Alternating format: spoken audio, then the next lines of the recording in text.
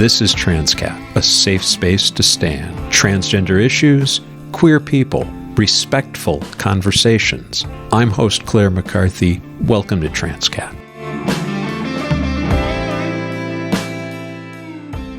Today's episode of Transqat is available as an audio-only podcast. I met Reverend Darrell Goodwin in October 2024. We were sitting next to each other on a roundtable panel discussion celebrating LGBTQ History Month, and I knew that I wanted to talk in more depth with this man. The video of that panel, by the way, is still available at transqat.com. Today's conversation is the one I referenced last episode when I was talking to author Elliot Schrafer. Elliot and I were expressing pessimism about the state of human affairs. Reverend Goodwin is the counterpoint. His take on hope is pragmatic and achievable, and his focus on the dignity of the human spirit is inspiring. I hope you get as much from this as I did. So we had lunch a couple of weeks back, and you were telling me that you were going to try something different for Thanksgiving this year, and we are here recording this in early December. So how did that go? So I had shared that I was going to be meeting with all of my siblings, their spouses, my mother, everybody in Minnesota. We had rented this house, and it actually turned out to be beautiful. My real intent, which I had shared with my siblings, was to connect with my nieces and nephews. After some years of not being with them all at one time, I had a nephew who looked at me at my sister's vow renewal in May and said, "Who are you?" And that struck me because for me, I'm like, I'm your uncle, of course, and I had pictures on my phone. But for him, that was so long ago in his mind that he just didn't recalibrate. So to see my nieces and nephews, 12 of them, run around and play with each other, to check in with the older ones, how's school, what's happening for you, what's going on, and the younger ones to just have them chasing me, uncle, uncle, uncle, all around the room, I think was worth doing. Would I do it every year? Probably not. Yeah, okay. And it's would do it again. The struggle there is finding the correct number of years for the interval. 10, probably too long. Too many. Too many. Okay, so then we start negotiating backwards from there. My sister is saying 5. The sister who stayed in the rental house with me, we lived together in Seattle before with her family. They lived with me and my spouse for a while. So she was like, we should do this more often. And she's like, maybe every 5 years, enough where they don't forget who you are. Right. But, maybe not every year. And we'll find other ways. But I definitely feel we're in that season now where everyone's like, we have to, not even, it just need to connect, see each other, touch each other, be enfleshed. Outside of that special Thanksgiving, what does Thanksgiving usually look like for you and your spouse?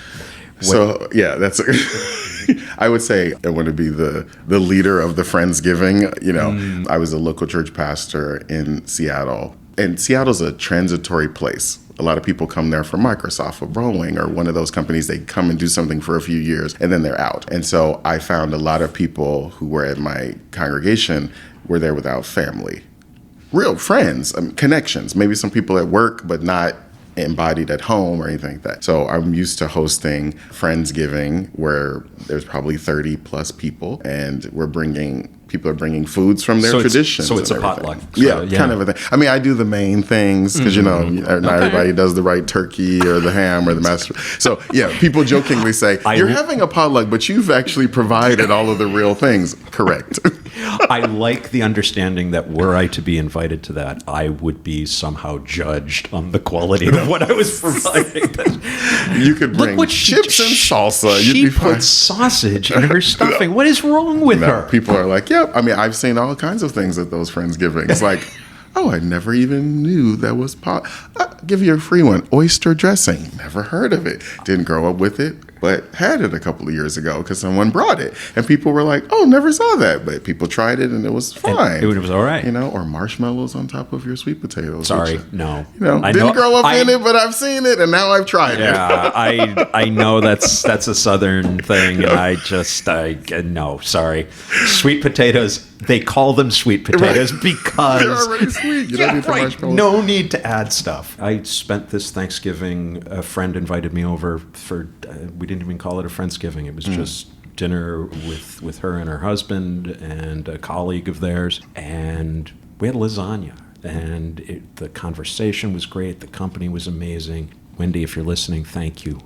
That meant a lot to me. Well, now that we're 30 minutes into the interview, could I have you introduce yourself and tell us what you do, please? Yes. I'd like to say my formal title is the Reverend Darrell Goodwin. My role is Executive Conference Minister for the Southern New England Conference of the United Church of Christ. And every time I say that, I will say it is the longest title of anybody that you'll probably... Is your business card just a banner? Yeah. I don't even have a business card anymore. I use a scannable ID on my phone. Oh, there we go. You don't have all right. to worry about it. And essentially, in my job description, the first line is, I am the chief vision keeper of the Southern New England Conference, which is a very curious title. Oh, okay. How I then translate that is, I think I have spiritual oversight of our 600 churches in Massachusetts, Rhode Island, and Connecticut. And vision and the spirituality of who we are as a people, to me, they're one and the same. I often jokingly but seriously challenge our board that I don't know if I'm the vision keeper as much as the vision caster. I hope that I'm casting this vision, which we say in our tagline, living the love and justice of Jesus, that in my embodiment through our initiatives when I'm embodied in churches, that's what I'm casting, that we might be that more fully than sort of the vision keeper feels like I have it and it's mine. And occasionally I might give you insight into it, which, So 600 churches, how do you work with them to make sure, as we were saying, that vision is not top down, but rather inclusive of what's got to be a wide variety of opinions and thoughts in 600. I can't even envision what 600 churches look like. So how do you work that? I think some of it is about understanding the historicity of this. So the congregational church is built on this understanding that everyone has a voice, i.e. the congregation leads, not sort of a bureaucrat somewhere else in an office or a campus. And then over time, the reality of number of churches and leadership and equipping and all that sort of formed these kind of judicatory offices is what we call them. And so in many respects, my authority, if I have any, in a congregational sense, is given by the churches themselves. I'll give you a simple example. I was elected to be the Executive Conference Minister in 2020 by 99% of the delegates who attended our annual meeting. But you have to be elected. So even with the qualifications and interviewing 50,000 times and everything else, this process took 7 months of a process. The final moment is the people electing you. And so I think part of how I lead is to constantly be in conversation with the people. The people may have changed from those who originally tapped their voting implement to make me the Executive Conference Minister. But, I try to be in as many churches as possible, connecting with as many people on the ground. Though my structure of my staff, there's 52 of us, there are far more intelligent people on the ground ministering to the day-to-day with our churches. But I need the touch point too. So as we make major decisions that affect all of our churches, that it's not done in isolation. You were saying when you talk to these folks in these different congregations, the folks who are ministering on the ground there, that you have a special way of eliciting truth from them as opposed to what they think the boss wants to hear. That. Well, and I'll give this little piece. Most of us who are in any form of a helping profession, we're sort of trained to never also elicit that we need help too, and the reality is we're human beings attempting to do a holy work, whether it's a doctor or whatever the case may be. And so I think I try to create sacred space to actually ask those pastoral leaders, how are you? And sometimes I have to say, no, how are you really? Right. Because if I get I'm fine, everything's good, I have a way of pressing beyond that. My staff sometimes teases me that you just like to make people cry because, I'll be with them and I'll say, well, so how's that going? And like, oh, it's okay. And I'll pause and I was like, can I ask that again? Because I'd like a real answer. And they're like, oh, because to be seen is something we all want. Yes. But the premium to do it, it's often not there. No. So we kind of go, okay, great. So anyway, I try to ask how are you really doing? And usually it's how are you doing? And then people express really what's underneath the surface. This summer I was on sabbatical traveling around the world and visiting different churches. And I went to visit this big, beautiful church, historical church. Wonderful people have been there, Dr. King and all these different people. And the pastor was doing an amazing job of showing me all the bells and whistles. And it was sort of my last 20 minutes of me being there. And I said, I feel a need to really ask this person, outside of the glitz and the glam of the fascination it must be to lead this historical church, who's asking about you? And the pastor first was caught off guard and began to, I have the people. And I said, I hear all of that, but something tells me that it's not often that someone asks about you. And the supplica opened, and he was like, well, yes, and this is happening. And then my 20 minutes was an hour. But it was the most profound part of the visit. Because what I wanted to know in my visits around the world is, are churches everywhere having the same struggles? The answer at the end of my summer would be yes. But what we're shown is look at what's happening and the membership growth and the development. But the leaders are feeling the same human angst, whether it was in France or Germany or Africa, wherever I went. When you pull the layer back, the leaders had the same human angst, regardless of where they are on the spectrum of appreciation for LGBTQ folks. So churches I'll just throw the Catholic Church under the bus here. Like the Catholic Church, the priests that you spoke to, same sorts of... I think the same angst is there. Yeah. I mean, unless you're kind of independent, you're probably a part of some institution. Right. And the institution has its values, its mores, its expectations, its whatever. And so you're trying to find your voice as a leader inside of the institution and make them play nicely with each other. And so I think that angst, the human angst, is always there. I mean, even myself, I have a board, thankfully, an amazing board. If you're listening, board members, which you should be, amazing board member who support the vision, see where I'm going, are wind at my back. And they are my bosses, in effect. So I have to God is my boss, but I want to have this balance between what is the will and the vision that I espouse as a leader, but then what's the expectation of the board that's been elected and gathered to supervise me as the CEO. That's the angst I think I found in every leader that I spoke to, whether they had a vision for this, but the church wasn't ready yet, or they thought they might do this, but the board was like, well, I don't know if we should go that far. Each one was caught in that. And sometimes it's the pastor who wants to take a group backward, and the board is forcing them forward. So that's still an angst.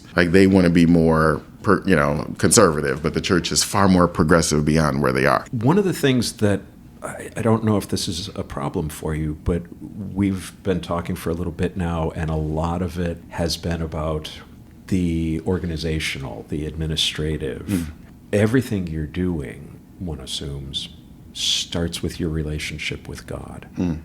So where did that begin for you? How did you decide that ministry was something you wanted, that you would be able to pursue? That's a great question. I often ask people about their, quote, call story, which is how we frame it.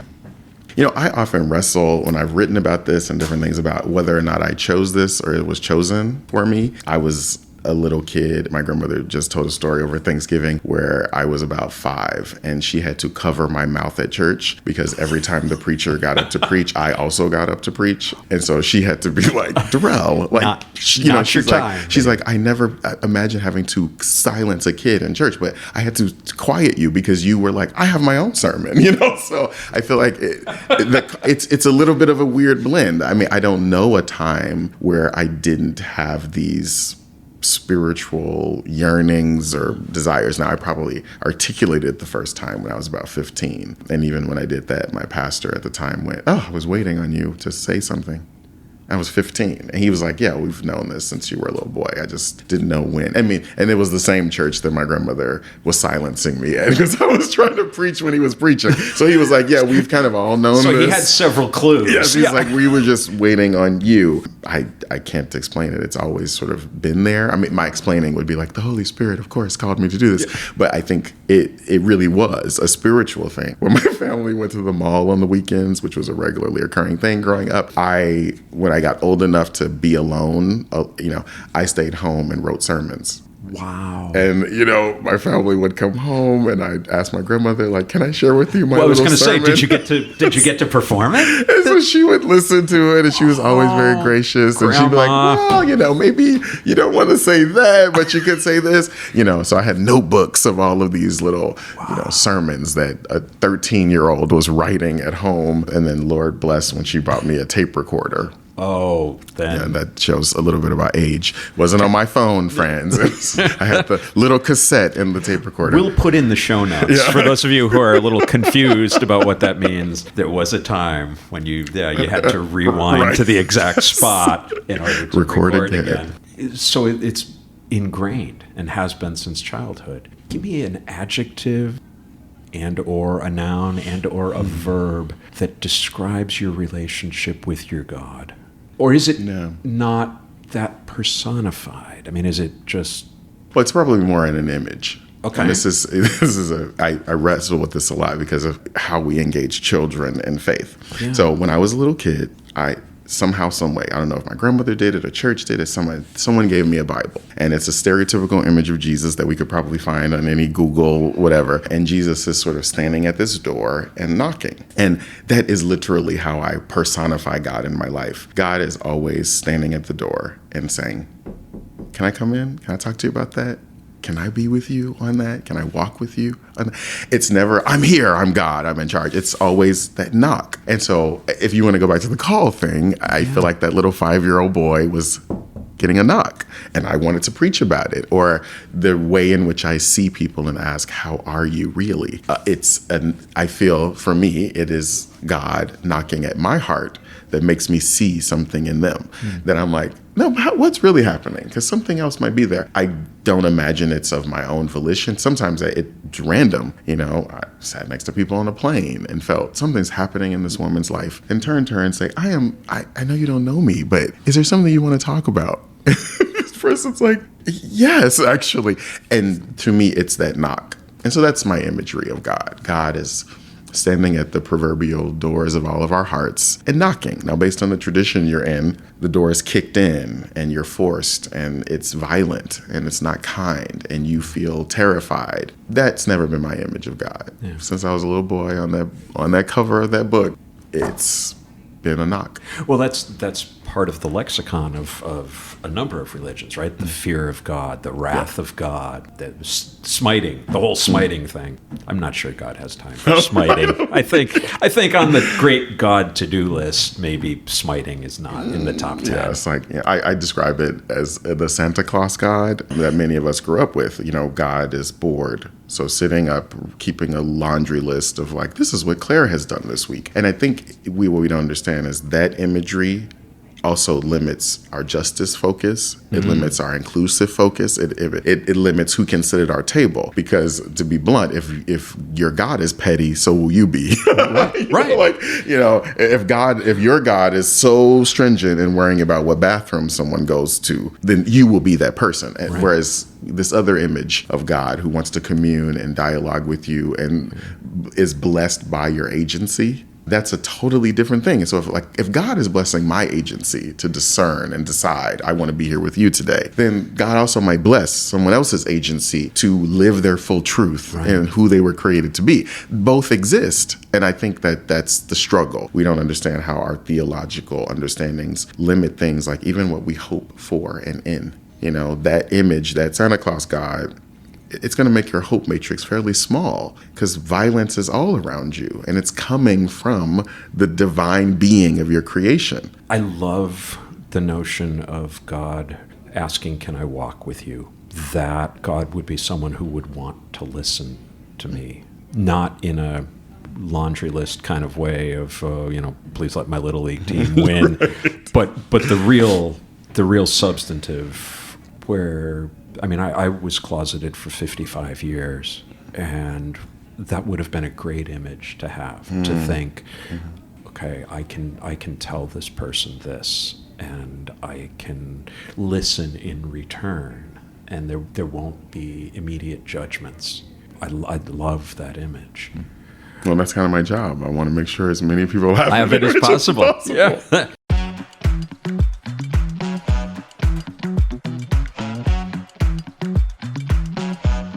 The Transqat store is now open. We're starting small, a few stickers, and a bookmark designed by Transqat executive producer the Lady Bethesda, but we'll be adding more items as we go. To shop now, go to transqat.com, find support on the main menu, and then select store. We've also moved the sponsorship opportunities to the store so that everything can be in one place. The donate option is available under the support tab as well. Thanks in advance for supporting the show. Used one of my least favorite four-letter words. I have a whole list of my favorite four-letter words. We can talk about that later. But hope. Hope is hard to come by these days. And I think that's probably not an uncommon feeling in the trans community right now, as we look forward to what might and probably will happen over the next several years. I have a sort of a throwaway punchline that Hope and I are not on speaking terms. And I see your face as I say that. I realize that is probably not a healthy thing to be saying. But it's an honest one. But it is an honest one. I believe in getting to work. I believe that hard times come and hard times go. And you'd better be ready to fight for what you believe in. But I don't know that I have hope. But that's your job. So... I'm the hope dealer. You are the hope dealer, yes. Yeah, well, let me offer this. The day after the election, I shared with you, I posted a statement about hope, edited it multiple times, trying to be thoughtful. And some people were like, thank you. Others were like, give me time to grieve. It was this thing. And then I let that sit for maybe a week. And then I made another post to clarify that for me, hope is an act of resistance.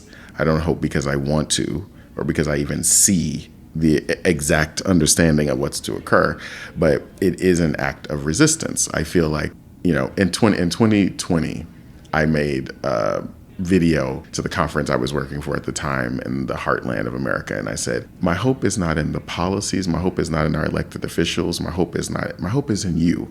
And what I was saying to the people of whom I'm in this United Church of Christ with, my hope is personified in you, because my belief is that irrespective of what now occurs, you will continue to be who you are. Inclusive, welcoming, loving, speaking for justice, making room for those who weren't there. And maybe that comes a little bit out of being a queer Black man in America who lived before marriage equality was a thing and it wasn't the law and all that, and having people who honored my relationship at that time and who invited us over and who declared that was my partner and didn't make me feel less than. You see, the law and even the institutions did not honor us, but people did. Yeah. And so I keep having hope that even if the world continues to have the havoc we're seeing, if all of the new administrative people are woefully unqualified to do any of their jobs, that somehow we will be each other's soup kitchen and food bank and shelter and clothing source. And we will do it because we have. Right. Sometimes even over and against a progressive reality. And other things that I think privilege sometimes blinds us from.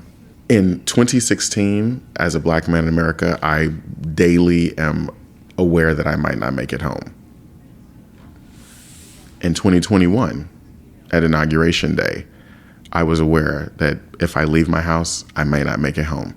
In January of 2025, it will still be true. My hope matrix couldn't have been dependent upon an election cycle, because in every administration, Black lives, trans lives, queer lives, all of these women, all of these groups have been under some form of attack, or a law has changed, or a state has done something maddening. But then justice has somehow still prevailed, whether it was, we will sneak you to my state and get you your medication because your state is not doing affirming care, or we will buy the prescription and mail it to you. Like, that stuff has been happening even in this current administration. So I guess for me, hope is in that. I don't believe that's going to change, and the good and righteous people will double down on it. in this moment. So that's where my hope comes from. You told me an anecdote when we were having lunch about just that sort of hope, I guess, that you witnessed in, was it Kansas? A funeral? Yeah, Nebraska. Yeah. Well, yes.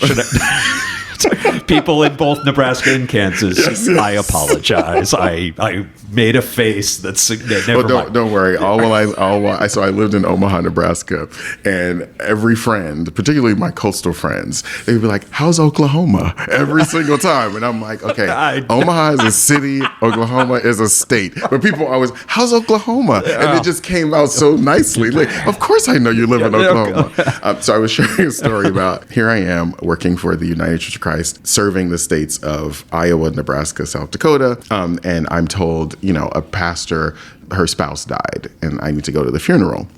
And a number of things came up for me often as I was thinking about, where am I going? And I looked on Google Maps, and it was 5 hours from Omaha. I knew in a very rural area. I'm thinking, okay, so I try to leave early enough to get there while sunlight is still out. I don't. It's the kind of town where, when I got to the hotel, the woman says, "Oh, darling, all the restaurants closed at 9, but you can get dinner out of the vending machine." That kind of thing. Yeah. So I'm on dirt roads, no street lights. The closest grocery store was 90 miles from this place. I think that's important, right? Food desert. The closest store was Dollar General, okay, where most people would get their groceries, but 90 miles away. So I find out as I dig more into this that it's a same-sex couple, and her wife has died. The pastor is an open lesbian pastor, and I'm thinking, how is this? What am I walking into tomorrow? And I have to be honest, I was armoring myself. Like, one, because it's not just now about her. It's what, I hate to use this term, violence I might experience as this queer person. Now, I'm shielded in the sense that I'm in a role. Nobody knows my personal life. I'm visiting. I'm new. But I was shocked. The funeral was packed.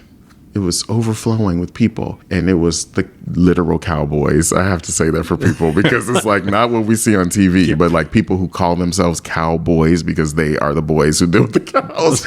Ranchers, all the grandmothers with the blue hair and purple hair because they had died it so many times. Like, all of that was real. These people were there. And they loved these women. It was almost like stupefying for me because I just wouldn't have expected it. Now, what I share with you is language wasn't what coastal people would have used. And what I mean by that is if I pastored 14 years in Seattle, we would say things like your partner or your, they said things like our gals. And that was a common phrase with people that I talked to. Once they found out I was the conference leader person there, and they would come to greet me because it was respectful in the Midwest to come and greet me and tell me they were happy that I was there. And they would say things like, "Oh, we love those gals.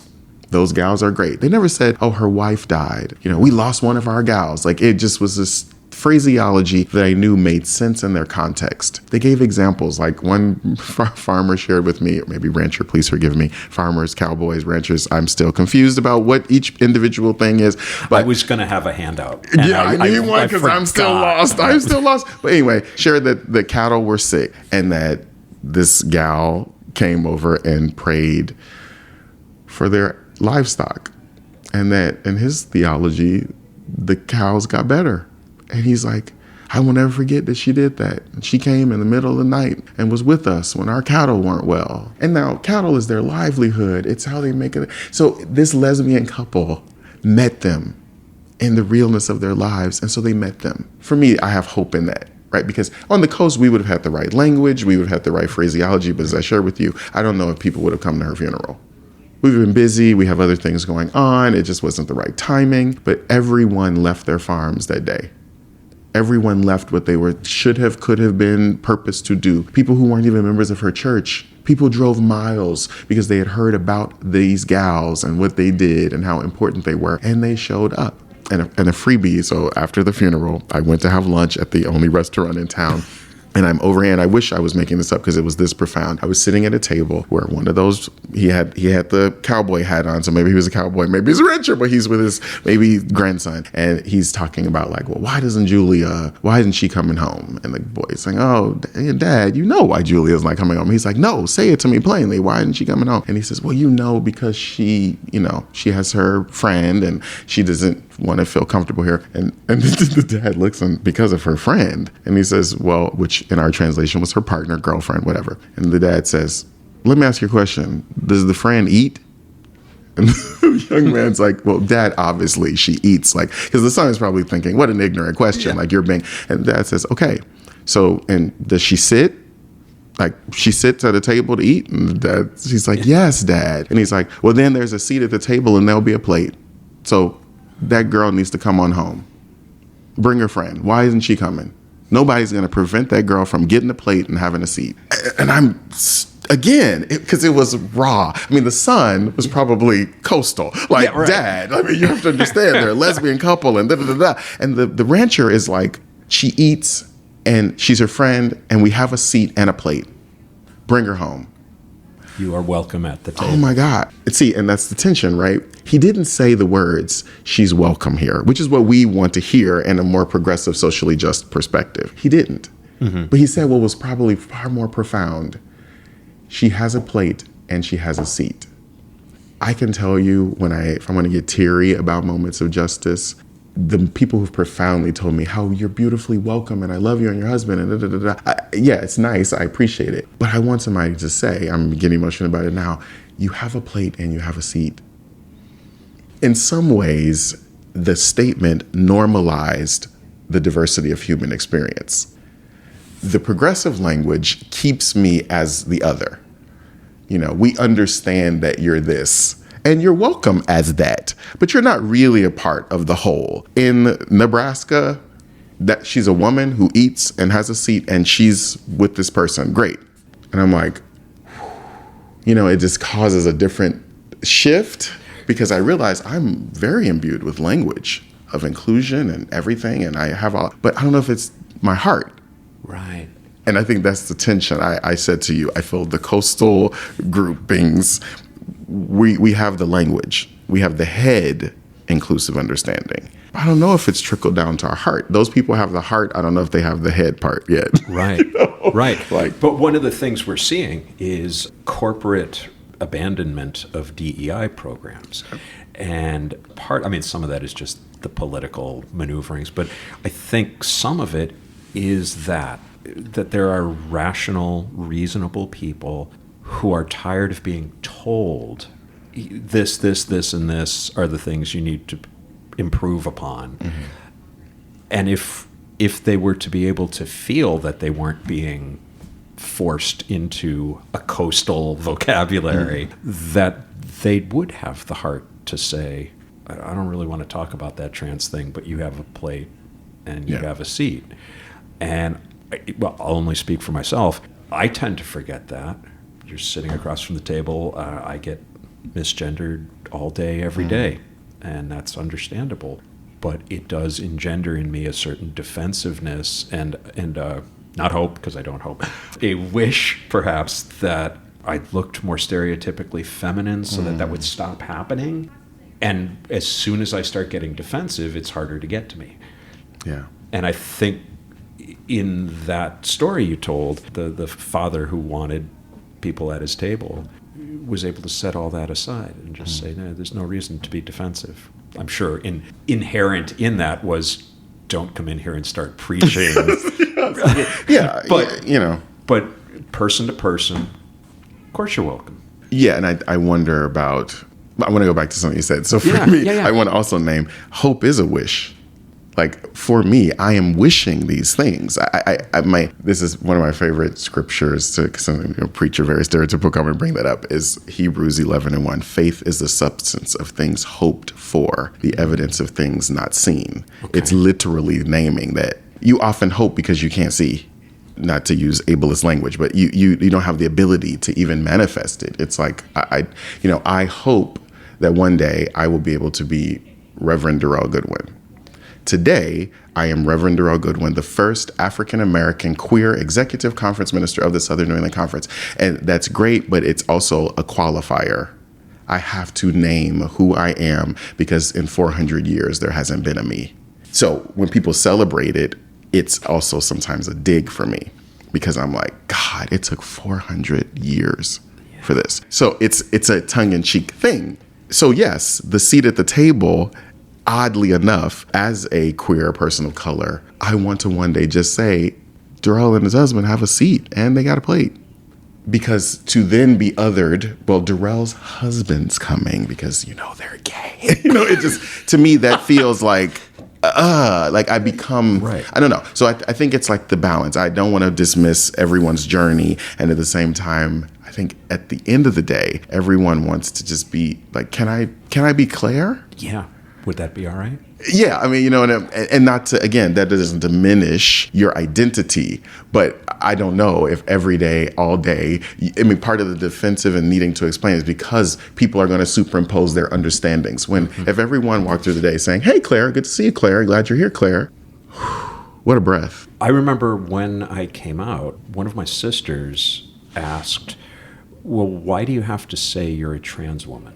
Why don't you if you're a woman, just say you're a woman. And in that moment, I reacted badly because I didn't have in that moment the ability to unpack how complicated the answer to that question is. And particularly for someone who doesn't pass. And it wasn't a situation where I can explain that yeah, if I passed, I would never have to say I'm a trans. Yeah. But then if I don't ever say it, I'm never standing up for who I am, and I'm letting other people carry the burden. And instead, I just kind of snapped at her, and I guess I'm telling you this because I still feel bad about it. You're absolved. I'm not Catholic, but You're not a Catholic. Again, it's the walking with. Very often, the answer that somebody wants is more complicated than the person you're asking can give in that moment. And really, to understand, I need to walk with you. I have no idea what it's like to be Black in America. Yeah. I mean, intellectually I do. Right. But I would walk and talk with you and hear, and really listen to get a better sense. Well, and I would say, because I think we're invited, I think we often invite people to the concept before we invite them to us. As people. I wanted my mom to understand queer identity before I was really asking her, love your son. It's when I reflect back on it, I wonder what it would have been like if I started with my grandmother. I did start with love your grandchild. I remember having this conversation with my grandmother, clear as day, and her saying, there's nothing you could do to make me not love you. So like, for instance, even if you were gay, I may not agree with, but I would never stop loving you. For her and I, we established it with a love quotient. Like, you love me, you will always love me. There's no reason you wouldn't love me.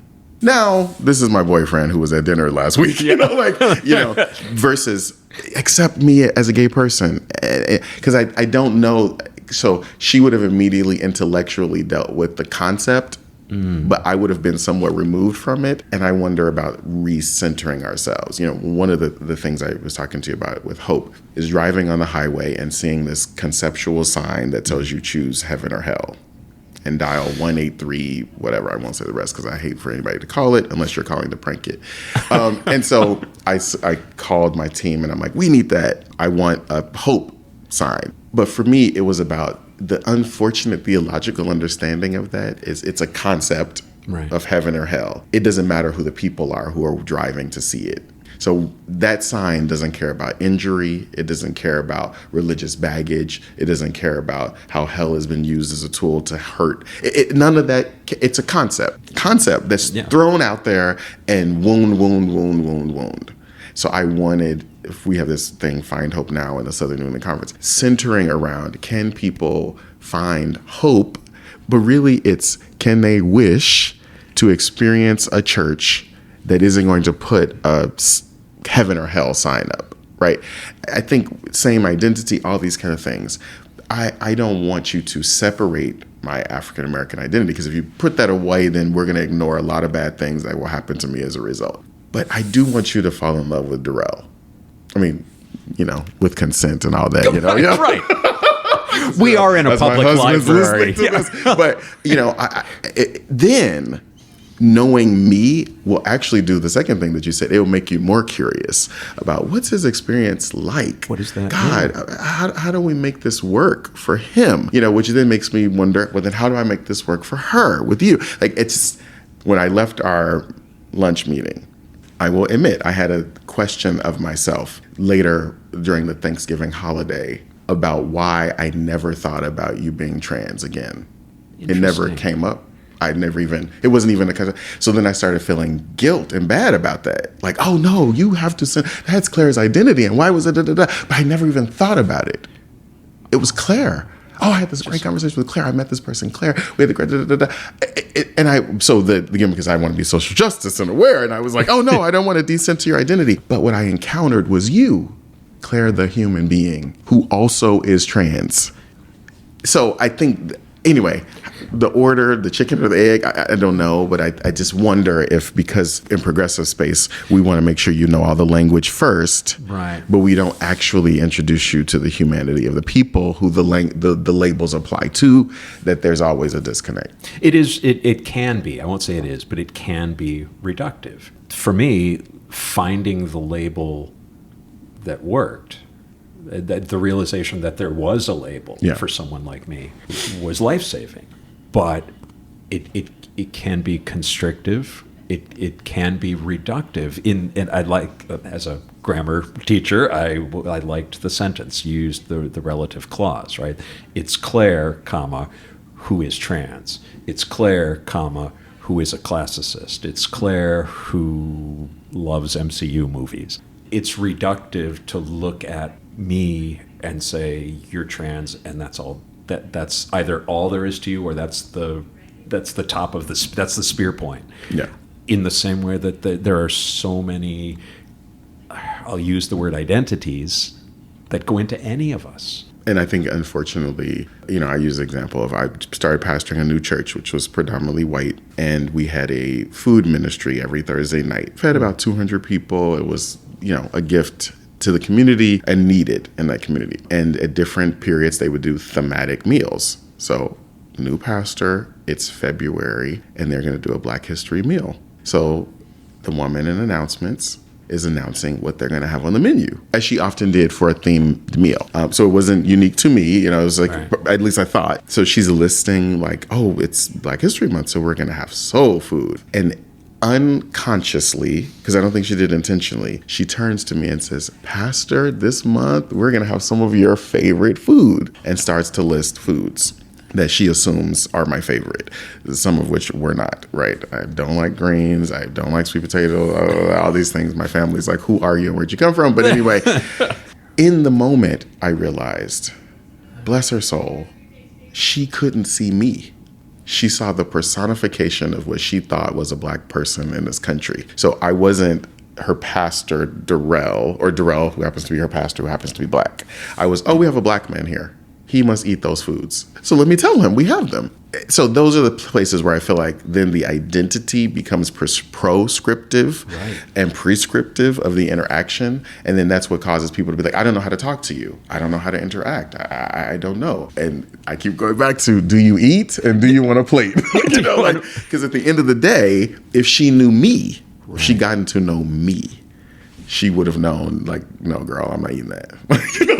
That's probably now, tongue in cheek to that church. The next week, it was like a few weeks later. It was we were supposed to do. It was Blessing Remembrance of Baptism Sunday. So I went and bought collard greens from the grocery store because I don't eat collard greens, and then I did the Remembrance of Baptism, which you usually use, rosemary or something like that. But I used the collard greens, and I was sprinkling everybody, and everybody was laughing, everything. And I said, so I chose to use the collard greens because I don't like them, and I actually do like rosemary, so I didn't want to waste the rosemary. So everybody I'll be taking that home. Because they knew, they were like, oh God, she should never have said that. But because I'm like, no, Darrell, I don't want the collard greens, but I do actually like the rosemary herb, so I'm probably not going to waste that for this service.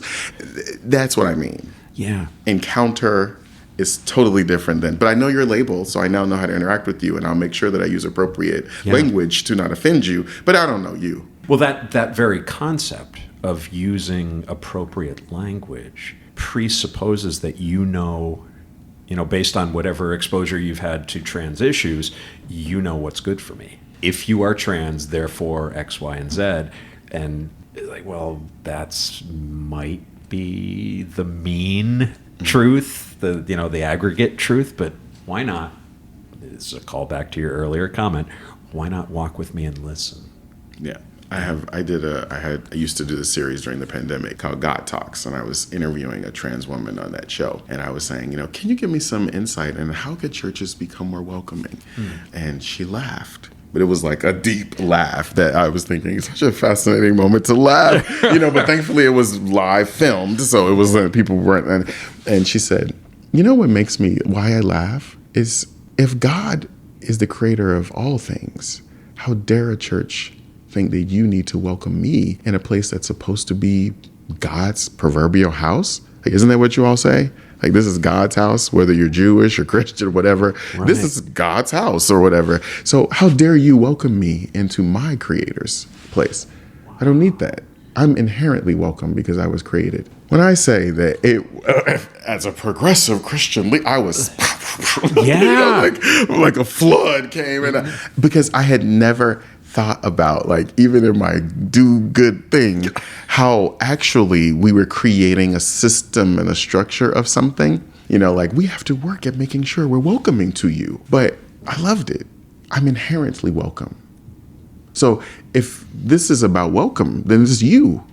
Like your group, you guys need to think about how to get yourself together so that you recognize that I already have a place here. But this isn't about God. And that's, there again, if one can lower the defenses in a moment like that, you can take that learning and say, oh, let me do some rethinking of the way of some of the suppositions that I've made. Right. That's where learning starts. That's where love starts. Let me know you as an individual, and I'll be better for it. You mentioned the Find Hope Now program. These are, well, as I encountered them, they're video clips on your website, and there's some great stuff there. Yeah, so just doubling back quickly to driving on a highway, my husband and I are on our way to one of the 600 churches, and I see these, call this number to decide if you're heaven or hell, or if you're evil or not, or all these kind of insidious things. And I call our digital minister and I say, God, I just wish you could drive on the highway and you could find hope, and you would find it now. And my husband's like, yeah. And so I'm like, so we should have a site, Find Hope Now. And he was like, okay. So I give him my phone because I want to safely drive. And I'm like, can you type this to the digital minister of the conference? And so he's typing, and then Eric responds immediately. And he's like, yeah, I can look up this domain. And he finds it, and we buy findhopenow.org. And then Eric, who also is a queer person, writes me back he goes, you know what? If we do this, if this becomes a big thing, some group is going to buy findhopenow.com, and they're going to turn it into a hate site. And so I'm like, well, buy both. And so he buys the domains, and he says, I don't know what we're going to do with this, but we have them, just so you know. And then our board decided to give a significant amount of money for us to hire a media firm to create advertisements for our churches, to create a website, and come up with a concept. And so they developed findhopenow.org, which is our website. And on the website, what you'll find is stories of hope from our churches, stories about trans inclusion, stories about churches invested in ending homelessness, churches. It's pretty much any justice, what you hope a church would be doing. Right, right. Examples of it, but not just sort of like, well, we set this up but actually we've started a whole campaign. So our churches are now literally recording videos of lay members, lived experiences that they're having where they're finding hope in their churches. And then every few months, we'll swap out all the videos, all the clips, with add new ones. Some of our churches, groups of churches, which we call associations and regions of the 600 groups, they've started to buy lawn signs, and they're going to be handing them out to churches. And then after talking to you, I got some ideas. We're going to probably start buying them for members of the churches to put this lawn signs out on their lawn as well. Because really, I'm saying if the only religious narrative you get in this country, in the mainstream, let's be real, especially over the next 4 years, is going to be conservative and, to be transparent, Christian nationalist, we have to have a combating to that. And so if you get one version of God that's like, you're not good enough and I'm judging you and there is no hope, then by gosh, can't we offer that there actually is a understanding of faith that is hopeful? In the first 6 weeks, we had 135,000 new clicks on the pages of our churches. If you tell me, like, people aren't interested in this and religion is this and da, da, da, but people found hope. They thought, a church believes this. Some of our advertisements, which were most attacked on social media, showed trans folks. That was the ad. That was, when I say, I found out that they were posted in hate groups, the advertisements, and people specifically came to our websites and personal pages of the leaders to attack those ads. They said the most hateful and evil things, but we used it as a fuel and told people, you see what they're doing? Donate more money and we'll buy more ads featuring trans people. Like, we will put hope as many places as possible. Since that first 6 weeks, we've continued. More churches are on board. Churches have started changing their websites, putting examples of particularly the advertisement that featured the trans folks on their actual website, because they realized, oh, this is going to make you want to hate. We're going to do it even more, because I said to them, don't let you be silenced by someone else's hate. For every hateful comment, someone donate and we'll put out another ad.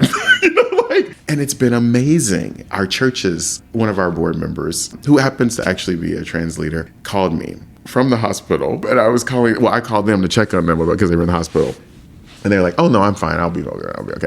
But I want to talk to you about Find Hope Now. And I'm like, you're in the hospital. And they're like, no. I want you to know that as a trans person, I probably have the most hope about faith communities than I've ever had in my life. And she said to me distinctly, Darrell, one day I don't know if we'll be congregational churches or the United Church.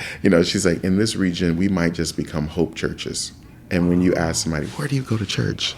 Somebody's going to say, oh, I go to a Find Hope Now church. Do you?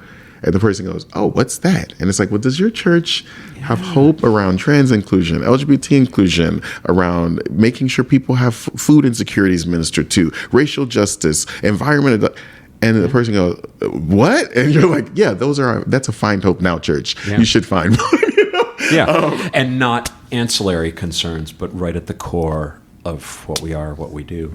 I think that's freebie, which I didn't say to you, so me and one of my senior leadership members, when we were pastors under 40, we were asked by our denomination over a decade ago 10 years will be next year, to do a research study on what would make a transformative faith community in 10 years by 2025. We ended up interviewing 4,000 people under the age of 40 all across the country about that. And then we got the data, and some of the leadership said, well, what about people over 40? Because if you do that, you'll find the data will be dramatically different. So we didn't interview 4,000. We interviewed 500 people over the age of 40.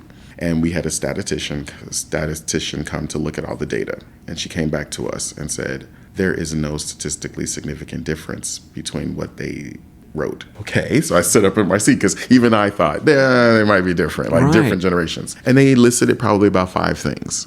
A transformative faith community for us by the year 2025 will focus on LGBT inclusion, environmental justice, racial justice, economic concern, So it was like both groups of people. So at the end of the day, almost 5,000 people across this country from different traditions that weren't just the United Church of Christ, all elicited the same things. For all intents and purposes, 10 years later, from doing that research, we now have findhopenow.org, essentially speaking to the 5 things that 10 years ago, these beautiful people said, if you want to be a transformative faith community in the next 10 years, in 10 years, you will be focusing on these things. And I wish I could be like, well, since I came as the executive conference minister, these are the things that I have. These are the things that the world has ratcheted up, and our churches responded. And now, 10 years later, I can say, as the chair of the implementation of wow, churches are doing that. LGBT justice, environmental justice, racial justice, economic reform, like all that. Yeah, that's what our business is supposed to be about. Sometimes I kind of am getting the chills of thinking about, gosh, 10 years ago, these people could see a world that would need faith communities who care.